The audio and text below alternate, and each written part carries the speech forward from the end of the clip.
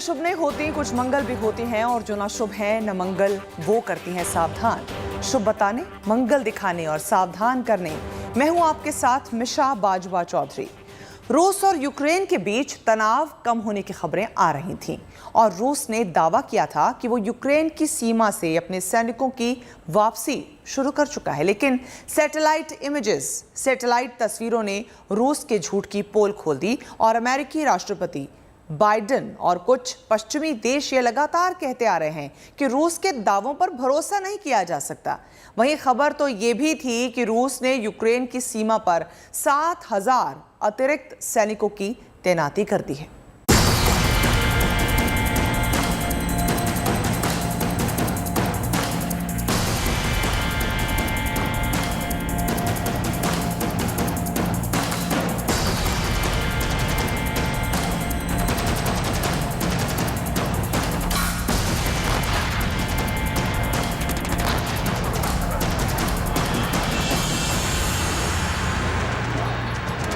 Ukraine की सीमा पर करीब 2 लाख रूसी सैनिकों का जमावड़ा।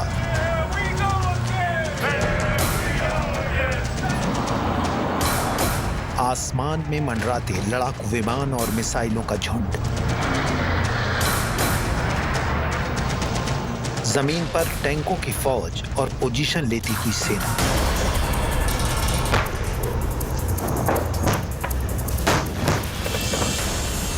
रूस और यूक्रेन की तनातनी क्या तीसरे विश्व युद्ध की आहट है? रूस यूक्रेन की सीमा से आ रही इन तस्वीरों को देखकर तीसरे विश्व युद्ध की आशंका प्रबल होती जा रही है। एक तरफ रूस ने अकेले ही मोर्चा संभाल रखा है, तो वहीं दूसरी तरफ यूक्रेन के समर्थन में अमेरिका, फ्रांस और ब्रिटेन सहित कई बड़े देश हैं। अमेरिका और उसके सहयोगी देश लगातार कह रहे हैं कि रूस यूक्रेन पर कभी भी हमला कर सकता है, लेकिन रूस ने एक वीडियो जारी करके कहा है कि वो अपने सैनिकों को यूक्रेन बॉर्डर से वापस बुला रहा है। वहीं रूस के दावों को खारिज करते हुए अमेरिका और ब्रिटेन के डिफेंस इंटेलिजेंस चीफ जिम हॉकनहल ने कहा कि रूस यूक्रेन की सीमा पर अपनी सीमा को और बढ़ा रहा है। अमेरिका और ब्रिटेन का दावा है कि रूस ने हाल के दिनों में यूक्रेन बॉर्डर पर 7,000 अतिरिक्त सैनिकों की तैनाती की है। यही वजह है कि यूक्रेन के समर्थन में मोर्चा खोलने वाले नाटो देशों को रूस के दावे पर यकीन नहीं है। Defense ministers have just met to address Russia's continued military build-up in and around Ukraine. This was a substantive discussion on the most serious security crisis in Europe in decades. This is the biggest concentration of forces. We do not see any sign of de-escalation on the ground. Ukraine और उसके समर्थक NATO देशों का डर बेवजह नहीं है, क्योंकि यूक्रेन बॉर्डर के आसपास की सैटेलाइट तस्वीरें पुतिन के दावों की पोल खोलने वाली हैं।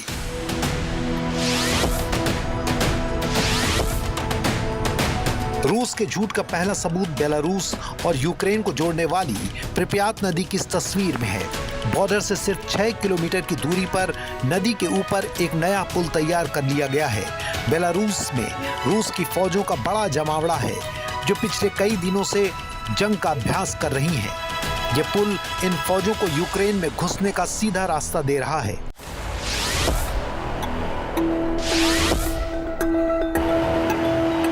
एक और सैटेलाइट तस्वीर में बेलारूस की फॉरवर्ड लोकेशन पर रूसी हेलीकॉप्टर यूनिट की तैनाती दिख रही है। इनकी जगह थोड़ी सी बदली जरूर है, लेकिन वापसी के संकेत कतई नहीं है।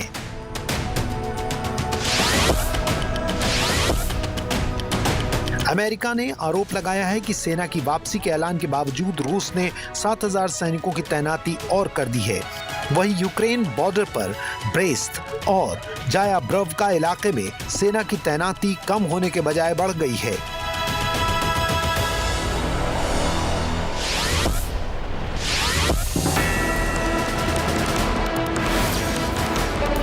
यूक्रेन सीमा के पास बेलारूस के ब्रेस्ट और ओसीपीवोची में सैनिकों की तैनाती अब भी दिख रही है, जबकि रेचित्सा में मूवमेंट दिख रहा है।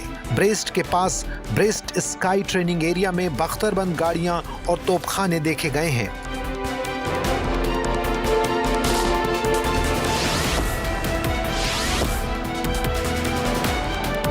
अमेरिका और ब्रिटेन ने चिंता जाहिर की है कि रूसी सेना यूक्रेन की सीमा से दूर जाने के बजाय पास आ रही है। सैटेलाइट तस्वीरों से भी पता चलता है कि सेना रेचित्सा से पश्चिम की ओर आगे बढ़ रही है।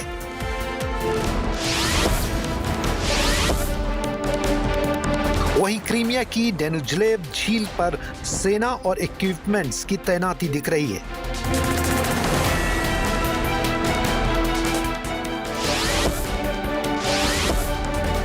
फरवरी की सैटेलाइट तस्वीरों के मुताबिक क्रीमिया में नोवोजेरनोए इलाके में सेना और इक्विपमेंट्स देखे गए हैं।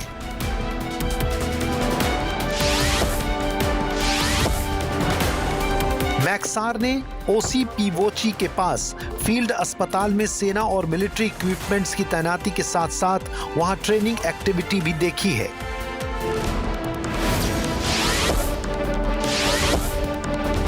वहीं ओपुक ट्रेनिंग एरिया में मिलिट्री इक्विपमेंट्स और सैनिक देखे गए हैं। काला सागर यानी ब्लैक सी के तट के पास सैन्य अभ्यास की तस्वीरें भी कैद हुई हैं।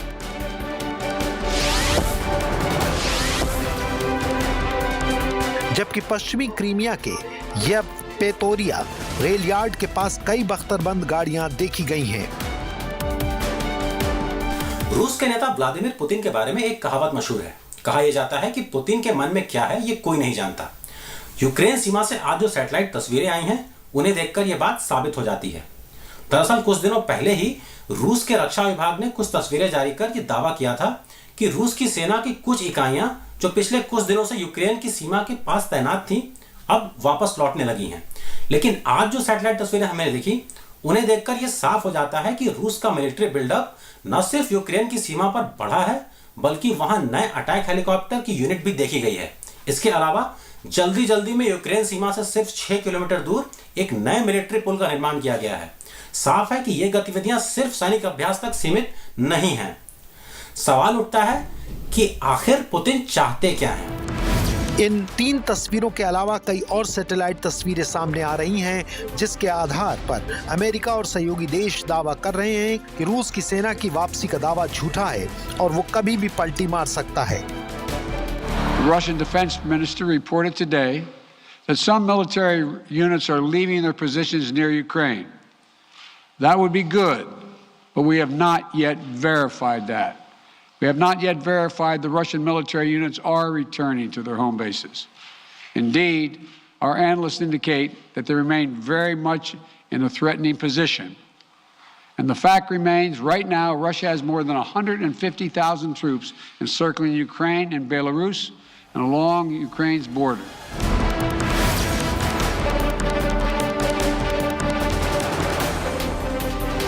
हालांकि रूस ने अपनी सफाई में एक वीडियो भी जारी किया है जिसमें एक ट्रेन में दर्जनों भारी भरकम टैंक लाद कर ले जाए जा रहे हैं। रूस का दावा ये था कि टैंक यूक्रेन बॉर्डर से वापस लाए जा रहे हैं, लेकिन इन तस्वीरों को अमेरिका और नाटो देशों ने झूठा बताया है। अमेरिका का दावा है कि रूस ने यूक्रेन की सीमाओं से अपने सैनिकों को वापस नहीं बुलाया है। ऐसे में यूक्रेन पर हमले की संभावना अभी भी बनी हुई है। अमेरिका के राष्ट्रपति ने रूस को कड़ी चेतावनी देते हुए कहा है कि वो रूस के साथ टकराव नहीं चाहते, लेकिन अगर रूस के हमले से यूक्रेन में अमेरिकी लोग निशाना बने तो इसका करारा जवाब मिलेगा। बता दें, रूस यूक्रेन की सीमा से सैनिक वापस बुलाने के दावे तो कर रहा है, लेकिन दूसरी ओर युद्ध के लिए वो गुपचुप तरीके से लामबंदी भी कर रहा है। हालांकि रूस के खिलाफ नाटो देश भी अपनी तैयारी में कोई कसर नहीं छोड़ रहे हैं। जवाबी कार्रवाई के लिए रोमानिया में सहयोगी देशों की फौजों का जमावड़ा लग रहा है। ऐसे में सवाल है कि रूस ने दुनिया से इतना बड़ा झूठ क्यों बोला, यानी ये समझना जरूरी है कि रूस के इस झूठ के पीछे की मंशा क्या है। गीता मोहन के साथ bureau report, good news today. रूस और यूक्रेन के बीच सैन्य टकराव फिलहाल टल गया है, लेकिन दोनों देशों के बीच तनाव अभी भी कायम है, जिसकी वजह से यूक्रेन में फंसे भारतीयों की जान आफत में है और उनके अभिभावक भी चिंतित हैं। लेकिन गुड न्यूज़ ये है कि यूक्रेन में रह रहे भारतीयों को एयरलिफ्ट करने के लिए सरकार ने फूल प्रूफ प्लान तैयार कर लिया है। इसके अलावा हेल्पलाइन नंबर और ईमेल भी जारी किए गए हैं, लिहाजा किसी को घबराने की जरूरत नहीं है।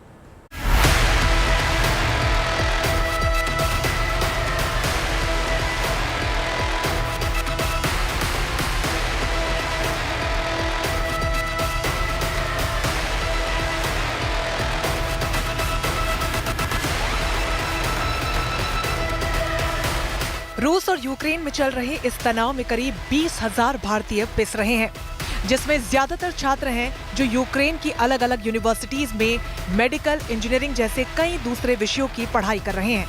लेकिन छात्रों के अभिभावक अपने बच्चों की सलामती को लेकर बेहद चिंतित हैं और सरकार से मदद की गुहार लगाई है। यही चाहते हैं कि भगवान युद्ध ना होए। जैसे मेरा बेटा है, ऐसे हजारों बच्चे वहाँ पर हैं। सभी मम्मी और सभी माँ बाप, सभी पेरेंट्स, सभी जने चिंता कर रहे होंगे। और मैं तो यही चाहती हूँ कि युद्ध टल जाए।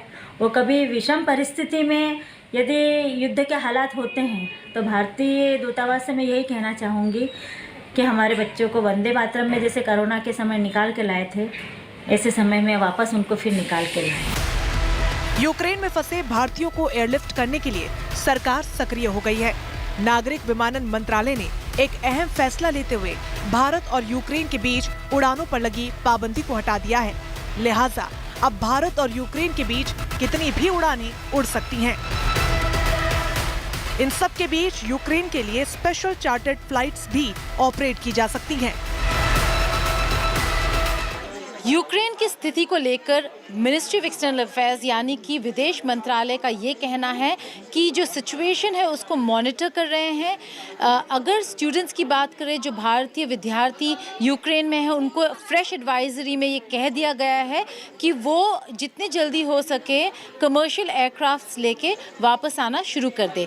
लेकिन इवैक्यूएशन की अगर बात करते हैं तो इवैक्यूएशन फॉर्मल डिसीजन भारत सरकार ने अभी नहीं ली है।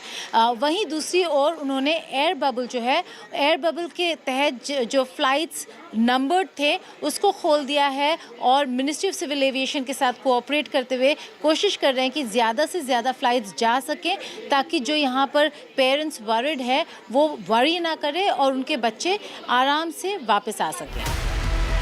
और यही नहीं, विदेश मंत्रालय ने जानकारी हासिल करने और मदद के लिए एक कंट्रोल रूम भी बनाया है और इसके लिए बकायदा टोल फ्री नंबर के साथ 3 टेलीफोन नंबर्स, फैक्स नंबर और ईमेल भी जारी किया गया है। तो वहीं यूक्रेन के कीव में भारतीय दूतावास ने भी हालातों पर नजर बनाए रखी है। दूतावास ने आपातकालीन परिस्थितियों के लिए कुछ नंबर्स भी जारी किए हैं।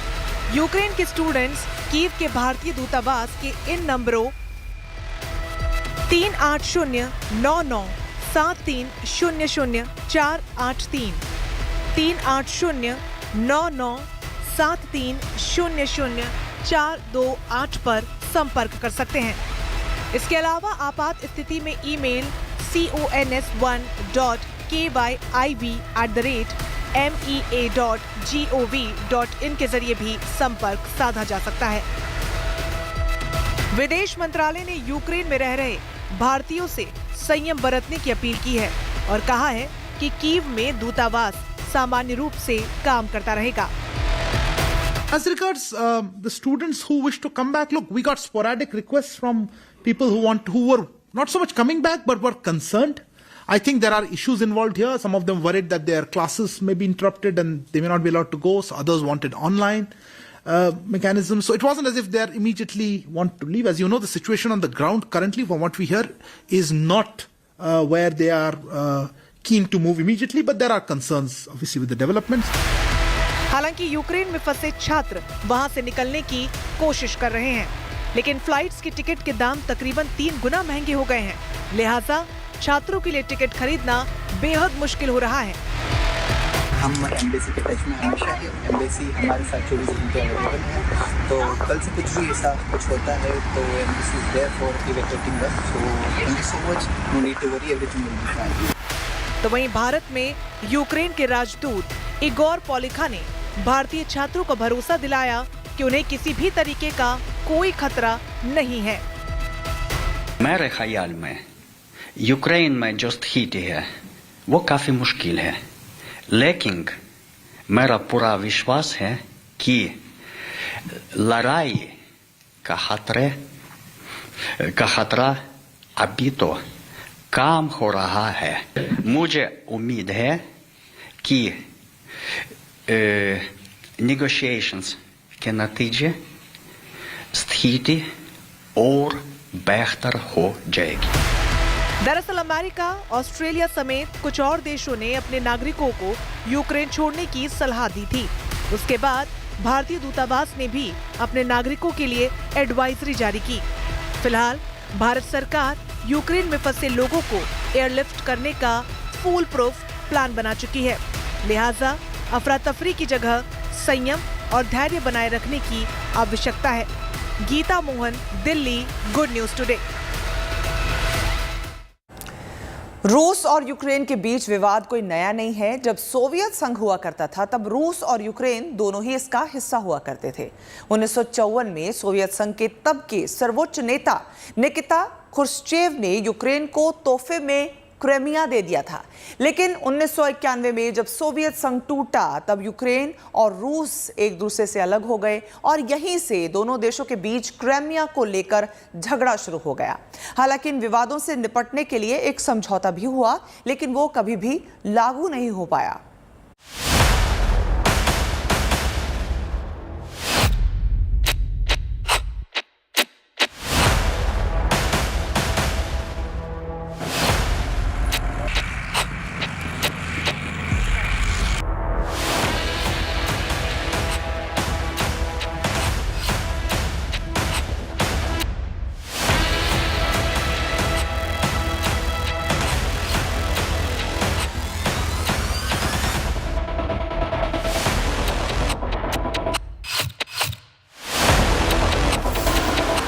रूस और यूक्रेन में चल रहे तनाव के बीच अब नए मोड़ सामने आ रहे हैं। रूस के राष्ट्रपति पुतिन ने बुधवार को यूक्रेन सीमा से सैनिकों की वापसी की बात कही थी, जबकि अमेरिका का कहना है कि पुतिन के ऐलान के बावजूद रूस ने यूक्रेन सीमा पर 7,000 सैनिक और बढ़ा दिए हैं।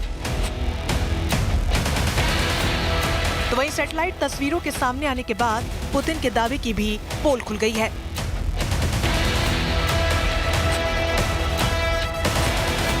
रूस और यूक्रेन के बीच सब कुछ सामान्य हो गया। फिलहाल इस बात की उम्मीद अभी किसी को नहीं है। अमेरिका समेत यूरोपीय देशों को अब भी युद्ध की आशंका है। हालांकि इस आशंका के बीच एक फॉर्मूला है जिससे युद्ध के मंडराते बादलों को खत्म किया जा सकता है। दरअसल 2014 और 2015 में बेलारूस की राजधानी मिन्स्क में एक समझौता हुआ था। इस समझौते को मिन्स्क समझौता कहा जाता है। इन दोनों समझौतों को यूक्रेन की सेना और रूसी समर्थक विद्रोहियों की बीच लड़ाई खत्म करने के लिए किया गया था। हालांकि ये समझौते कभी पूरी तरीके से लागू ही नहीं हुए, तो वह यूरोपीय देश इस समझौते को दोबारा बहाल किए जाने के पक्ष में है ताकि शांति कायम की जा सके। लेकिन सवाल यह है कि मिन्स्क समझौता है क्या और इसकी जरूरत क्यों पड़ी?